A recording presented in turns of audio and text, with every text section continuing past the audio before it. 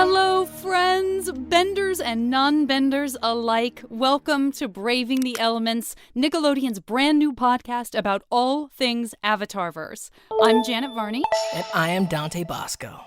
And welcome back, friends, to the second part of our triumphant conversation with Mike DiMartino and Brian Konietzko, who are, of course, the brilliant minds behind Avatar: The Last Airbender and The Legend of Korra. So if you haven't listened to our second episode ever of Braving the Elements, that is the first half of this conversation. Be sure to do our second episode ever of Braving the Elements. That is the first half of this conversation.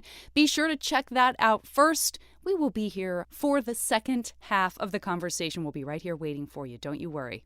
Now, in that first half of our chat with Mike and Brian, we talked about how they met. We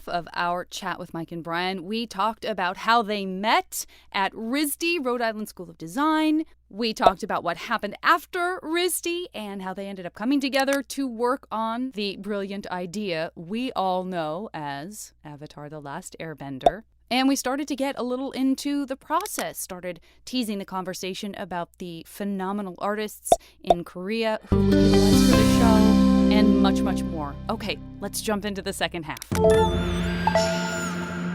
Now, Brian, you and Mike had such a strong vision, and here you were kind of working outside of a traditional Hollywood process. Did you have an awareness of that? It's a small kind of industry, but the more that we have interfaced with Hollywood at large, I've seen there is the kind of corporate studio sort of like, hey, this is the way it is, and if you want to be here by the bright lights, you got to put up with this. And that a lot of people have to, because they don't have a lot of other options, and so they are knowingly making stuff they don't believe in, knowingly doing work that is below their ability, and is cheapened intentionally because that they're trying to write what's popular and what's going to get them hired, and to do it just the standard way. And I don't know, Mike and I we're always like, could it be better? Could it be better? Not just the content, but could we be doing this better? Could we be using technology better? Could we find better people? Could we train people? Could we learn something?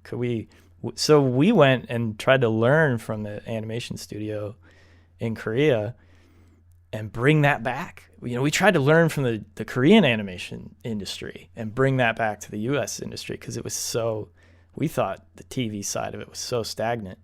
The sitcom side, the way they were doing it had just fallen into this weird process. Yeah, it's one of those things too where it's like certain processes work fine for certain kinds of shows, or for the sitcom shows, like there's a way to do it, and for the most part, depending on the show, it works. But if you're trying to do a different kind of show with a different aesthetic and stuff, you kind of need to switch up the process a little bit to get a result you're looking for. So, yeah, I think the biggest part that we did was, like Brian said, the putting more of the power in the animators' hands, because there's stuff that they came up with that, even though we would do storyboards and give them lots of, guidance on like what the scene was supposed to be, there was so many times we were pleasantly surprised with what came back, because it was like the animator took that raw material and then like put their magic on it and made it